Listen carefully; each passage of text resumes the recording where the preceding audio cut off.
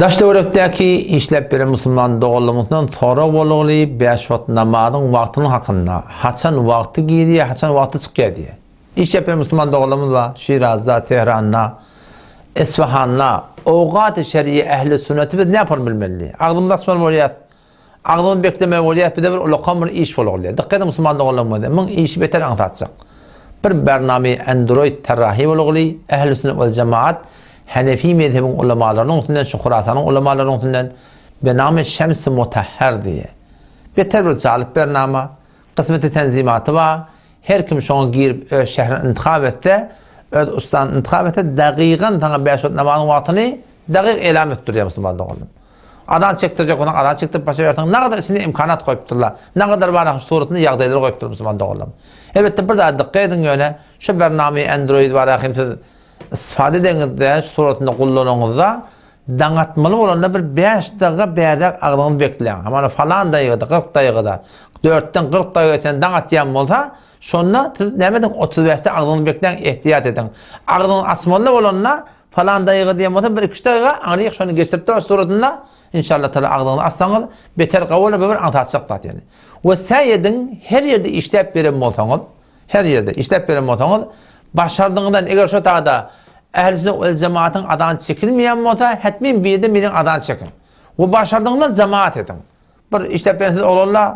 Şayet 5 namaz cemaat etmek kıyım olsun. Yani iş yan vaktiniz var. Ertene namazın siz hemen var. Bir yerde yatıp duruyorsanız yatı namaz şeyle ne kadar başarayan olsanız şu tuğratınla namazlarınızı işlep verenlerinde cemaat bilen okuyun Müslüman doğrudan.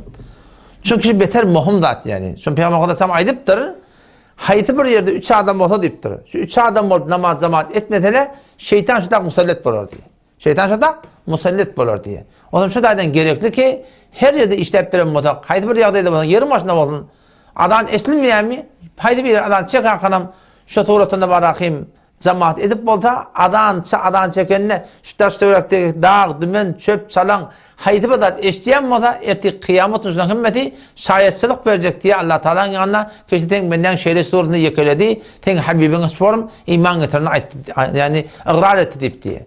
O surada Müslüman oğullarım kim imam olmalı, şerif cemaatın sen olsa karası olurlar, hiç şeyde akım olmalı de. Aranızda haydi bir öktürek olsa, dilevarrak olsa, o suratında kıraata doğrurak olsa, şu eve düşsün, kalanın hemen suratında, şunu yüpçe suratında, başardığında namazınız cemaat okuyun. Ta ki Huday takkan şu, Peygamber Aleyhisselam aydın bizim başımıza giremezsin, ne yapıptır? Haydi bir yerde 3 adam olsa, o şu da namaz cemaat okuymadan ne olur? Şeytan şu da musallet bulur deyiptir diye. O saydın cevanda oğlum, haydi bir yerde işlemeli otanın uçan namazı kurcun edin. Biz namaz okuyat. Biz 5 namaz okuyat, biz ehl-i sünnet, şüpheli namaz vaktimizi okuyat. Şu tuğratında eğer biz işe girmekte gözün altına alsak, Allah da bizim dünyamızı, ahiretimizi abad eder. Şu Peygamber Aleyhisselam'ın mübarek hadisi var. Her kim 5 vakit namaz cemaatine kaim olsa Allah da 5 vakit silecek deyiptir. O vakit ne mi? Dünyanın darın dirinden çıkacak deyiptir diye. Bir de işlep ya. Tehran'da böyle şeyler. Gece günü de işlenir diye. Ne mi söyleyeyim? Dünyanın darın dirinden çıkacak diye hatta. Şu dünyanın darın dirinden çıkmakla nutkutu ne mi? 5 vakit namaz cemaat Müslüman doğan. Ne kadar ki başarıya şu 5 vakit namaz cemaata kaim olmalı.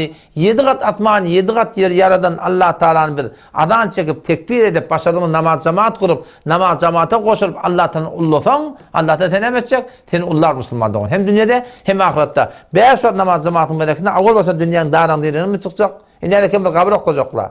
İstesen istemesen girmeli kabir azap şun bereketinden ayrılacak. İnerken erteki kıyametin name-i amal paylanacak. Name-i amalımız inşallah Teala tağı elimizden verecek. Şu tuğratında sırat köprüden geçmeli. Tağıman yıldırmayarak kol geçecek ki 5 namaz cemaatın bereketine. O bir name erteki kıyametin inşallah Teala bedun hesap kadar cennete girecek diye. O zaman şu dayda her kim 5 namaz cemaatine kaym olsa şun bereketine hem dünyada habat olacak hem ahirete habat olacak. Yank Şems-i Mutahher suretine bırakın bir namazın özgürlüğünü nesip edin. Namazdan vaktini okuyun. O suretin inşallah Teala başardığın oraya adana edip tekbir edip başardığın oraya. Bunu 2 vakit olsun 3 vakit olsun. Her ne kadar elinden geliyor, haydi bir dile varan evatalpça soruna namaz cemaatini okuyacak inşallah Teala. Şun bereketine hem dünyamız hem ahiretimiz abad bular. Vesselamu aleyküm ve rahmetullah.